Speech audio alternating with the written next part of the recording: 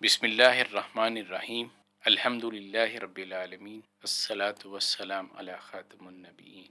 حضور صلی اللہ علیہ وسلم کا فرمان، میں اپنے باپ ابراہیم کی دعا اور بشارت ہوں۔ امام احمد، امام ابن سعد، امام طبرانی، ابن مردویہ نے حضرت ابو امامہ رضی اللہ تعالی عنہ سے روایت بیان کی ہے۔ انہوں نے کہا، میں نے عرض کیا، یا رسول اللہ، آپ صلی اللہ علیہ وسلم کے امر کی ابتدا کیسے ہے؟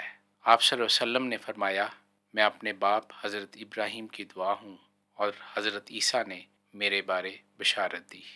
ابن سعد نے حضرت ابن عباس رضی اللہ تعالیٰ عنہ سے روایت کی ہے کہ جب حضرت ابراہیم علیہ السلام اور حضرت ہاجرہ کو نکلنے کا حکم دیا گیا تو انہیں ایک براق پیش کیا گیا۔ وہ جب بھی کسی شاداب اور عمدہ زمین پر سے گزرتے تو کہتے، جبرائیل اس جگہ اترے؟ وہ کہتے نہیں، حتیٰ کہ وہ مکہ مکرمہ آ گئے۔ حضرت جبرائیل علیہ السلام نے کہا، حضرت خلیل نیچے تشریف لے آئیں۔ انہوں نے فرمایا، اس جگہ نہ تو دودھ ہے نہ کھیتی۔ حضرت جبرائیل علیہ السلام نے کہا، اس جگہ آپ کے فرزند حضرت اسماعیل علیہ السلام کی اولاد میں نبی کریم صلی اللہ علیہ وسلم کا ظہور ہوگا، ان کے ذریعے کلمہ اولیہ مکمل ہوگا۔ ابن سعد نے بطریق جویر ازحاق روایت کی ہے کہ رسول اللہ صلی اللہ علیہ وسلم نے فرمایا، میں اپنے والد حضرت ابراہیم علیہ السلام کی دعا ہوں۔ انہوں نے اس وقت مانگی جب وہ خانہ کعبہ کی بنیادیں اٹھا رہے تھے، اے میرے رب، ان میں سے ایک رسول مبعوث فرما دیجئے جو انہی میں سے ہو، یہاں تک کہ حق تعالیٰ نے ان کی دعا قبول فرمائی اور مجھے ظاہر فرمایا۔ حضور صلی اللہ علیہ وسلم کا فرمان، میں اپنی امی کا خواب ہوں۔ آپ صلی اللہ علیہ وسلم نے فرمایا، میں اپنی امی کا خواب ہوں جو انہوں نے رات میں دیکھا۔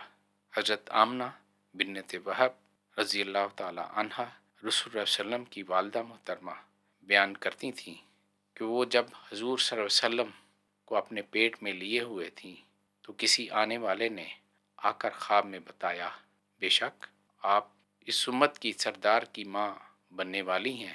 جب وہ پیدا ہو کر زمین پر آ جائیں تو یوں کہنا، اعوذہ بالواحد من شر کل حاسد من کل بر عاہد وکل عبد رائد یرود غیر الرائد۔ میں اس کو واحد کی پناہ میں دیتی ہوں، ہر حاسد کے شر سے، ہر نیک نصیحت کرنے والے، ملاقات کرنے والے سے، اور آمد و رفت کرنے والے بندے سے۔